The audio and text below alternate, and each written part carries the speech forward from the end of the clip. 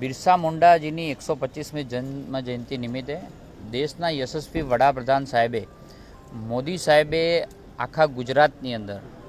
એક પણ આદિવાસી બાળક શિક્ષણથી વંચિત ના રહી જાય, એને શિક્ષણ લેવા માટે ટ્રાન્સપોર્ટની અંદર વ્યવસ્થાઓ સુવ્યવસ્થિત થાય તેના માટે તબક્કાવાર અલગ અલગ બસોનું લોકાર્પણ કરેલું છે.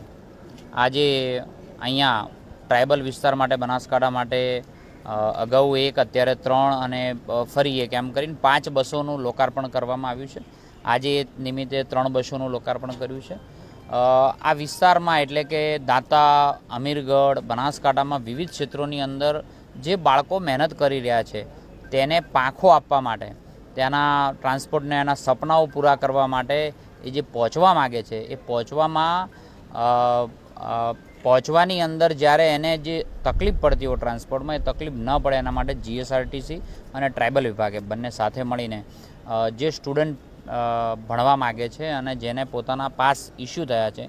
એવા જ લોકો માટે મિડી બસનું આજે લોકાર્પણ કરવામાં આવ્યું છે. અને ચોક્કસ વિશ્વાસ છે કે આદિવાસી બાળકો